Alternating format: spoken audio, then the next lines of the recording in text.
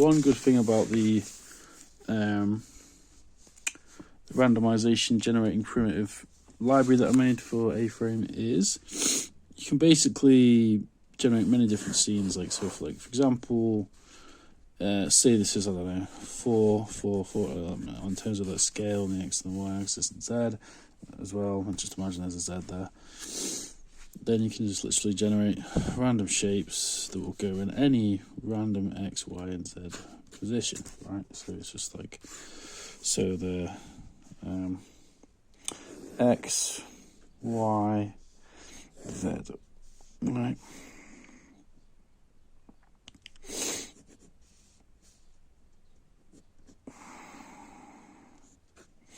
And it just generates a shape anywhere on there. So I guess what I was going for was this idea. Like, obviously there's a lot of ideas floating around at the minute about the new internet, right? So what form is that going to take? And everyone's just going around with this idea of the metaverse. Well, basically it's informed by cyberpunk. That's basically what it is. It's just cyberpunk on drugs. But yeah, well, it's not even cyberpunk on drugs. It's actually it's even shitter than that. It's just like basically corporate culture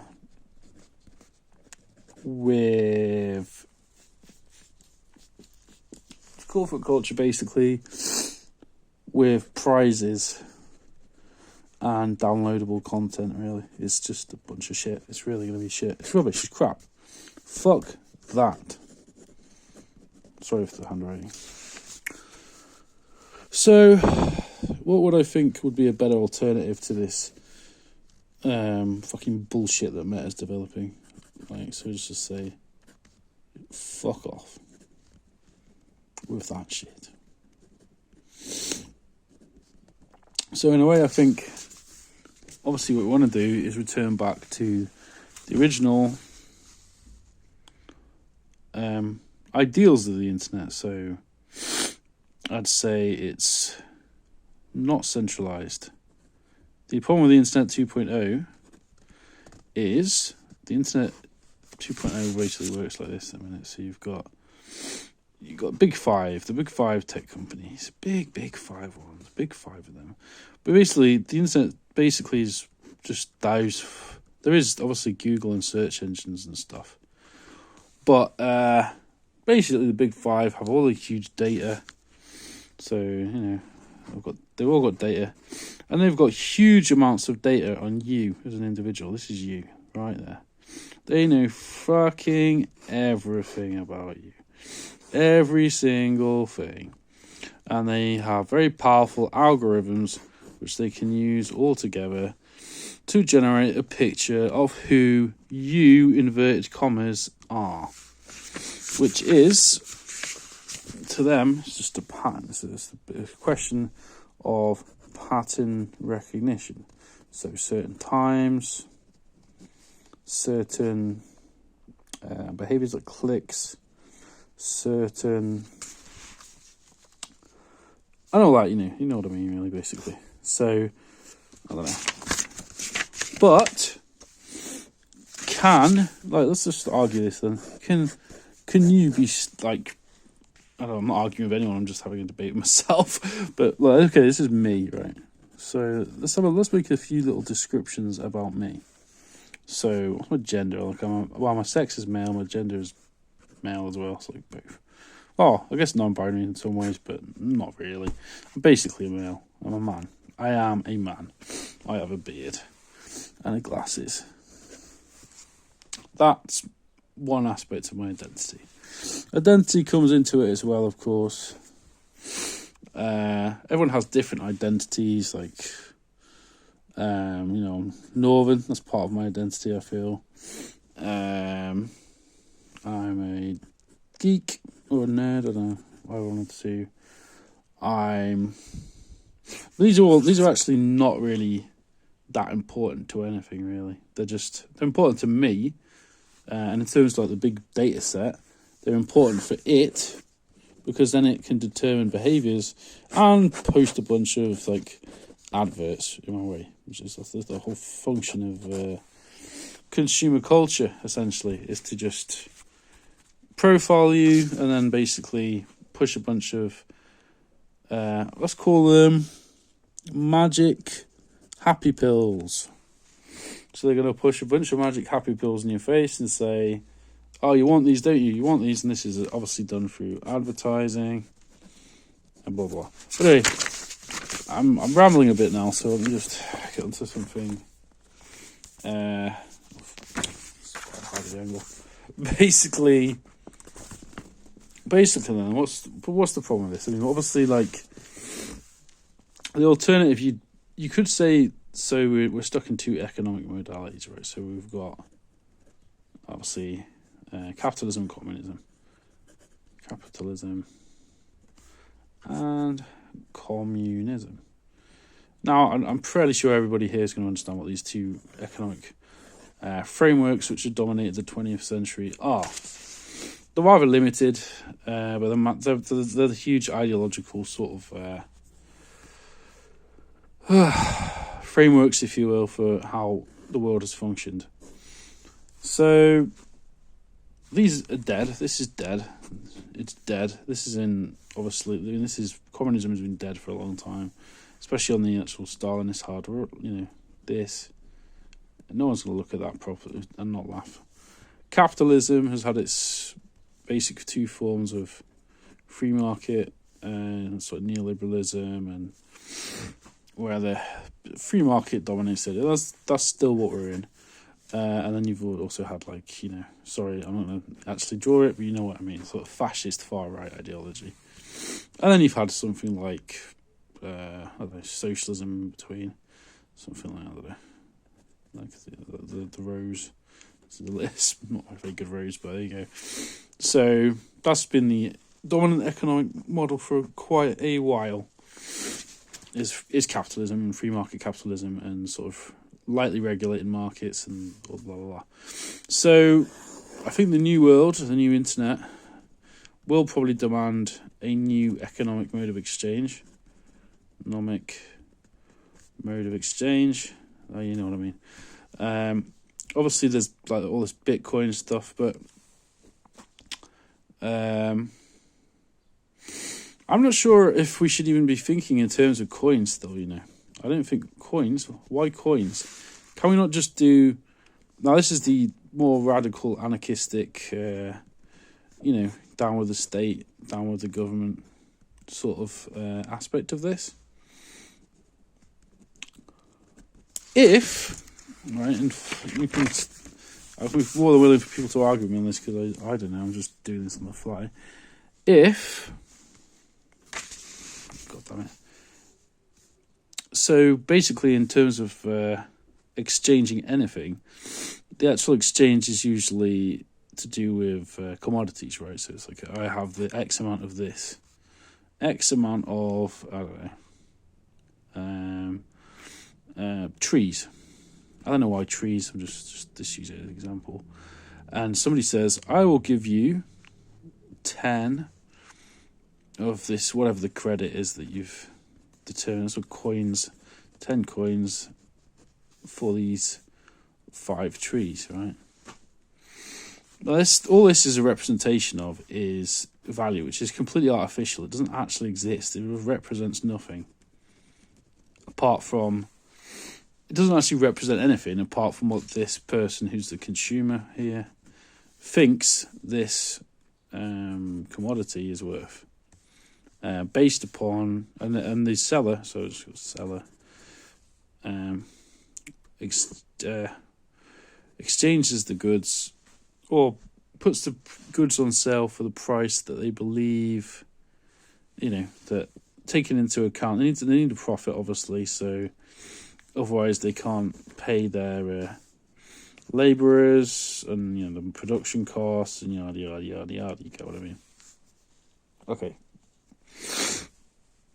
but we're living in a very hyper-inflated economy. Our economy is ridiculous. Like, house prices are insanely high. I mean, insanely high, especially in an area like London. Obviously, it's based on where you are in the world, la la la la. and material conditions. So this is basically, I'm getting into like a bit of Marxist material analysis of the modern internet, or something like that. So I was going to talk about an economic, potentially an anarchistic mode of transactions. So basically, in a digital economy, so this is a digital economy, this is going to represent a digital economy. We have producers, artists, designers, etc., etc. These are the producers. I'll give them a little hat. Your everyday person, that's this person. They're a consumer. Now, there's another video I watched actually a while ago. Consider this notion. We become prosumers. We already are prosumers in a sense. So what's a prosumer? A prosumer is both a producer of content, a producer, and a consumer, and a consumer. So there's a feedback loop there. It's not like the mode of exchange is basically so they're both producers and consumers. So basically what I'm talking about is a creative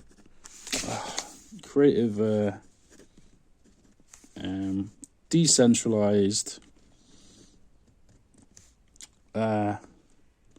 network where the actual the only mode of exchange is your creativity, which is actually fairer in terms of actual world, because it's absolutely based on ability. It's actually based on ability then. It's based on what can you produce. Okay, so I actually get onto the exchange part. So the exchange would happen. So say if this is Greg, right? Greg makes, he makes video games in his spare time. He's made 2 video games. Sarah produces, software for music. And she's just developed a new musical software. This is new. This is old. So here's a potential way of exchanging. So Greg gives this in weighted terms. This is worth 50. 50 intellect points, whatever. I don't know. And then this is worth. Each one of these is worth 20. Now, the way this exchange system would work is basically, again, it's based on complete pure creativity. So that it eliminates the need for money, actually. So basically, if he wants one of the source code of this software, he can either exchange both, or, he can probably come to a personal agreement with her, but basically it just eliminates. Basically, what I'm talking about is the software economy. So the software economy is probably is this anarchistic sort of automated system I'm talking about, basically. So let me just factor in automation here. Automation. So basically, automation will deal with We'll just do. There's a bunch of functions in offices which are essentially just completely irrelevant these days. So I'm talking middle management, and I'm just saying it because it's complete bollocks. Middle M. I'm writing too fast. So middle management. Now these are your HR. These are your potentially project managers. These are your executives in inverted commas. Executives. These people are sort of irrelevant in the new economy I'm talking about, because this will just all be automated. Because basically all they do, so HR, what does HR do? That's resourcing and basically just the risk calculation. Essentially what they do. Any computer can do that. already. So they're irrelevant, completely irrelevant. Project managers is basically measuring timescales. So they just measure time. Is this falling behind? Is this going up? Blah, blah, blah. Executives, glorified top-down bods who they basically just command from above. That's it, basically. So they're sort of they're irrelevant, really. They're not really doing anything. Especially if you've got, like, say you have an AI called, I don't know, Sarah. Just like with this huge data set that's already exists anyway. Basically, her job will be gone in a few years because basically, assuming that you have an AI that's analysed fundamentally human behaviours and reaction times in regards to a certain set of conditions, then it just has to, like, any decision generally has 3 different outcomes potentially. Like do this, do that, whatever. Now, obviously, you'd have to have a model, an AI model, that would respond to data changes. So what I'm saying here is that the model would have to be it would have to be cyclical in nature. It would have to be a feedback loop of information. So, say for example, in this model, I'm just hypothesizing here, neural network. It would have to be on the internet. So this is the internet, right? And this neural net would just be running constantly in the background. I don't know. This is probably sounding a bit psychotic, but it's ideas. It's not. I'm not saying this is like literal way the world's going to be. I'm just saying these are a few considerations for how the world could be, basically, in the future, and the internet. Okay, so I was going to relate this back to some work I was doing. So obviously I got this randomization software, which is, it's quite cool. Still not perfect. You can also generate meshes in it, like generate random scenes, yada, yada, yada. Now that's useful in some respects. It also supports VR and so at a certain level. It's fairly medium to low, medium graphics, but that's good in the sense that it's scalable, right? So that is good. That is good. That's a good thing about it. So how can I make that into obviously, we're going to go into an immersive sort of web. It's the next phase of it, really, web. And let's just call it Web 3.0. Why call it Web 5 or whatever, or like some stupid buzzwordy thing? We're talking about just the next iteration of the web. We've been in the Web 2.0 for, and I don't know, like a lot of the ideas around this are basically just like Second Life, but distributed on the web, basically. Now, if I'm going to do anything, so I'm writing very quick. If I'm going to do anything actually with this idea, then it has to be somehow different to Second Life, but distributed on the web, which is fine, but there's like a million people already doing that. So there's tons of people are rushing into this space to do this. It's not that interesting. Also, a lot of these basic models, these systems will not ultimately be that successful because what do they rely on? They rely on membership. They rely on pay for